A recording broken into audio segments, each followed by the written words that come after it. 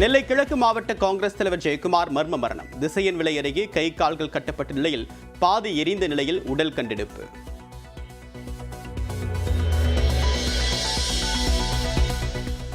மரண வாக்குமூலம் என்ற பொருளில் எஸ்பிக்கு ஜெயக்குமார் எழுதியதாக வெளியான கடிதத்தால் பரபரப்பு. காங்கிரஸ் மூத்த தலைவர் தங்கபாலு, எம்எல்ஏ ரூபி மனோகரன் பெயர்கள் இடம்பெற்றிருந்ததால் அதிர்ச்சி.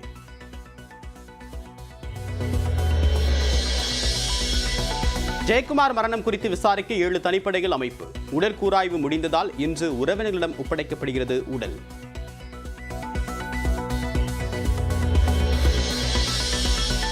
முன்னாள் பிரதமர் தேவேகவுடாவின் மகன் ரேவண்ணா கைது. பெண்ணை கடத்திய வழக்கில் கர்நாடக சிறப்பு புலனாய்வு குழு நடவடிக்கை.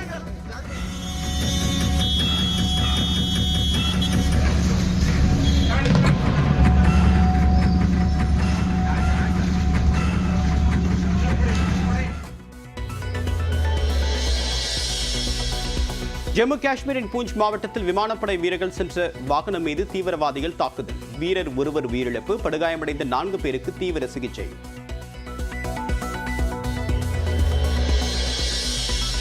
தமிழ்நாட்டின் 16 மாவட்டங்களில் சதமடித்த வெயில்.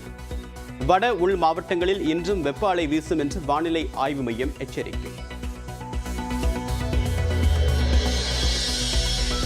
வெயிலில் வாடிய மக்களுக்கு இதமளித்த கோடை மழை. கோவை, வேலூர், ராணிப்பேட்டை உள்ளிட்ட இடங்களில் கனமழை. தருமபுரி, சிறுமுகையில் ஆலங்கட்டி மழை.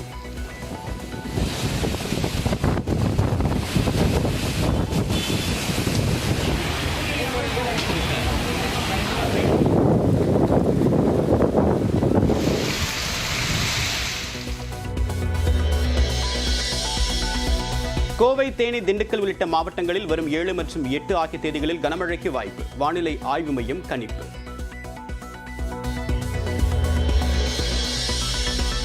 சென்னை அருகே துணை மின் நிலையத்தில் பயங்கர தீ விபத்து. 1 லட்சத்திற்கும் மேற்பட்ட மக்கள் இரவு முழுவதுமாக மின்சாரமின்றி தவிப்பு.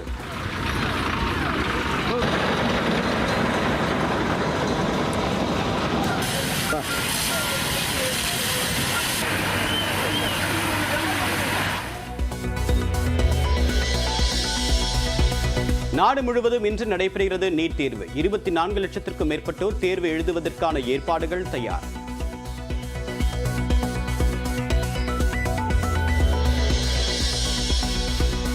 உதகை செல்ல இ பாஸ் பெறுவதற்கான இணையதளம் இன்று மாலை செயல்பாட்டிற்கு வரும் என்று அறிவிப்பு. வாகனத்திற்கு மட்டுமே இ பாஸ், தனிநபர்களுக்கு தேவையில்லை என்று மாவட்ட ஆட்சியர் விளக்கம்.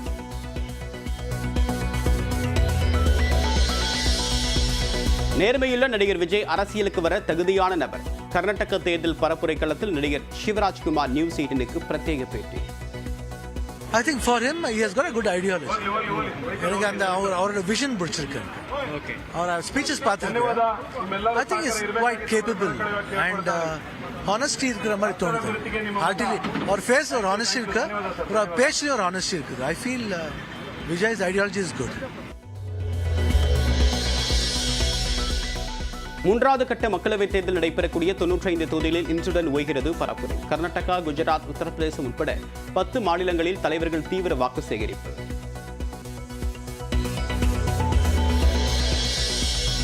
மகரவிலக்கு காலத்தில் சபரிமலையில் தரிசனம் செய்ய ஆன்லைனில் பதிவு செய்தவர்களுக்கு மட்டுமே அனுமதி. கூட்டத்தை கட்டுப்படுத்த நேரடி முன்பதிவு முறை நிறுத்தப்படுவதாக தேவசம் போர்டு அறிவிப்பு.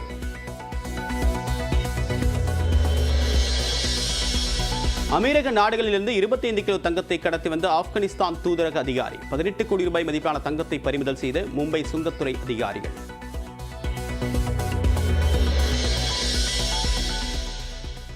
இந்தோனேஷியாவின் சுலவேசி தீவில் கனமழையால் கடும் வெள்ளப்பெருக்கு. நிலச்சரிவு மற்றும் வெள்ளத்தில் சிக்கி 15 பேர் உயிரிழப்பு. ஐபிஎல்லில் குஜராத் டைட்டன்ஸுக்கு எதிரான போட்டியில் பெங்களூரு ராயல் சேலஞ்சர்ஸ் அபார வெற்றி. 23 பந்துகளில் 64 ரன்களை விளாசி அசத்திய கேப்டன் டூ பிளஸிஸ். ஐபிஎல் போட்டியின் இன்றைய முதல் ஆட்டத்தில் பஞ்சாப் அணியுடன் மோதுகிறது சிஎஸ்கே. மற்றொரு போட்டியில் லக்னோ, கொல்கத்தா அணிகள் பலப்பரீட்சை.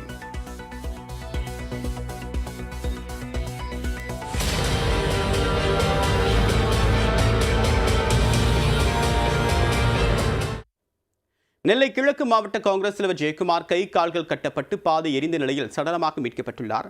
அவருடைய மர்ம மரணம் குறித்து விசாரிக்க 7 தனிப்படைகள் அமைக்கப்பட்டிருக்கும் நிலையில் உடற்கூறாய்வு நிறைவடைந்ததாக இன்று அவருடைய உடல் குடும்பத்தாரிடம் ஒப்படைக்கப்பட உள்ளது.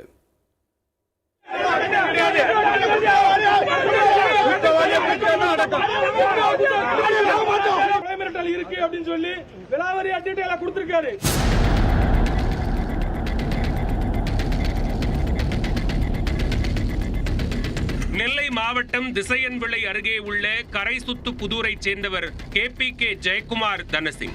தொழிலதிபரான இவர் நெல்லை கிழக்கு மாவட்ட காங்கிரஸ் கட்சியின் தலைவராக இருந்தார். கடந்த 2ஆம் தேதி இரவு 7:45 மணிக்கு வீட்டிலிருந்து புறப்பட்டு வெளியே சென்ற ஜெயக்குமார் மீண்டும் வீடு திரும்பவில்லை. அவரது செல்போன் சுவிட்ச் ஆஃப் செய்யப்பட்டிருந்த நிலையில் சந்தேகமடைந்த ஜெயக்குமாரின் மகன் கருத்தையா தந்தையை காணவில்லை என உவரி காவல் நிலையத்தில் புகார் அளித்தார். புகாரின் பேரில் வழக்கு பதிந்த போலீசார் கடந்த 2 நாட்களாக ஜெயக்குமாரை தேடி வந்தனர்.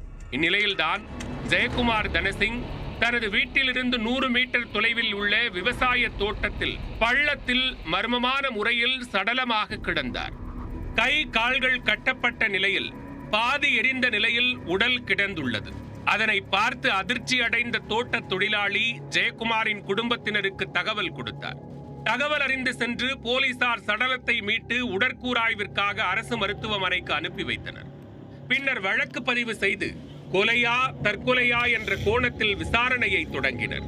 இதனிடையே கடந்த 30ஆம் தேதி மாவட்ட SPக்கு மரண வாக்குமூலம் என தலைப்பிட்டு ஜெயக்குமார் எழுதி வைத்திருந்த கடிதம் ஒன்று சிக்கியுள்ளது. அந்த கடிதத்தில் தனக்கு கொலை மிரட்டல்கள் வந்து கொண்டே இருப்பதாக கூறியுள்ளார். தனது வீட்டருகே இரவு நேரத்தில் சந்தேகத்திற்கு இடமாக ஆள் நடமாட்டம் இருந்ததாகவும் ஜெயக்குமார் கூறியுள்ளார்.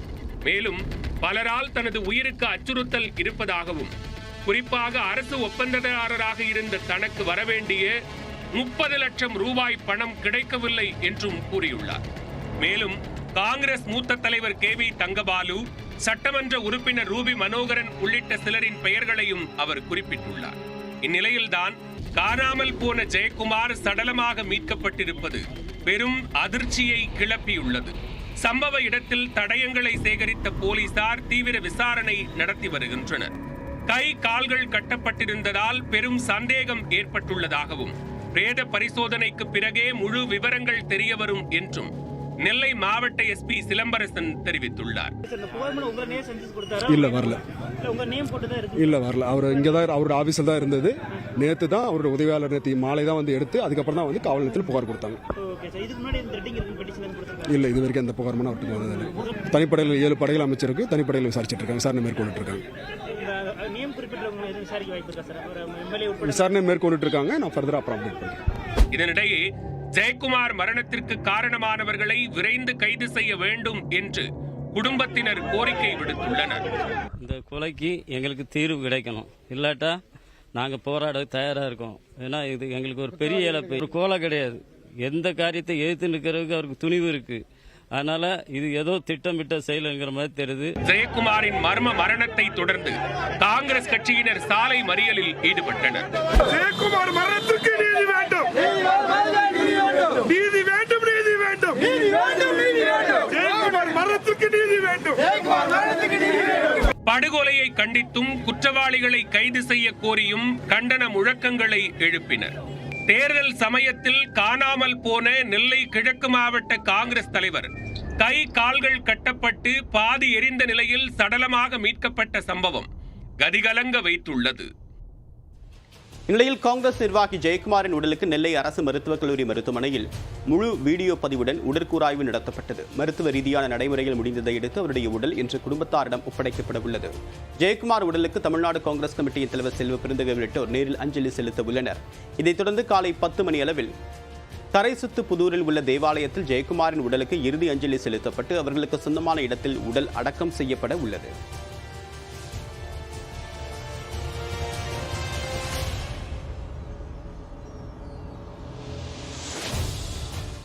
நெல்லை கிழக்கு மாவட்ட காங்கிரஸ் தலைவர் ஜெயக்குமார் சடலமாக மீட்கப்பட்டுள்ள நிலையில் அங்கு தான் செல்லவிருப்பதாக தமிழ்நாடு காங்கிரஸ் கட்சியின் தலைவர் செல்வ பெருந்தகை தெரிவித்துள்ளார். சென்னையில் செய்தியாளர் பேசிய அவர் இவ்வாறு தெரிவித்துள்ளார். நான் நெல்லை புறப்பட்டு சென்று கொண்டிருக்கிறேன். அதற்கு பிறகு தகவலை பத்திரிகை அங்கே சந்தித்து சொல்லி கட்சியில் எல்லா மாவட்டத்திலையும் சங்கடங்கள் முரண்பாடுகள் இருக்க தான் செய்யும், அது இல்லாமல் இல்லை. ஆனால் அதையும் இதையும் நம்ம ஒப்பிட்டு பேச முடியாது. காவல்துறை ஃப்ரீயாக விசாரிக்க சொல்லியிருக்கோம், விசாரிச்சுட்டு உண்மையை வெளியே கொண்டு வருவாங்க. அதுக்கு எந்த தடையும் கிடையாது, நாங்களும் சேர்ந்து விசாரிச்சுட்டு இருக்கோம். நெல்லை கிழக்கு மாவட்ட காங்கிரஸ் தலைவர் ஜெயக்குமார் எழுதிய மரண வாக்குமூலம் என்ற தலைப்பிட்ட கடிதத்தில் நாங்குநேரி எம்எல்ஏ ரூபி மனோகரனின் பெயர் இடம்பெற்றிருக்கக்கூடிய நிலையில் தன் மீது பழி சுமத்த வேண்டும் என்று யாரோ பின்புலமாக இருந்து செயல்படுவதாக அவர் குற்றம் சாட்டியுள்ளார். பணம் வாங்கின இந்த செய்தி பார்க்கும்போது எனக்கு என்ன தோணுதுன்னா, என்னமோ என் மேல ஏதோ பழி வேணும்னே பழி செய்யணும், பழி போடணும்னு சொல்லிட்டு ஏதோ யாரோ அதுக்கு பின்புலமா இருந்து வேலை செய்யறதா எனக்கு தோணுது. உண்மை என்னன்றத நிச்சயமா நம்முடைய காவல்துறை, மிக சிறந்த காவல்துறை, அவங்க நிச்சயமா கண்டுபிடிச்சிருவாங்க. காவல்துறையுடைய விசாரணைக்கு முழு ஒத்துழைப்பு கொடுப்பேன் நான். ஏன்னா இதுல எந்த விதமான என்னுடைய இதுல எதுவுமே கிடையாது. நாங்கெல்லாம் நெருங்கிய நண்பர்கள், எங்களுக்குள்ள எந்த கருத்து வேறுபாடுகள் கிடையாது, அண்ணன் தம்பி மாதிரி இருந்தோம்.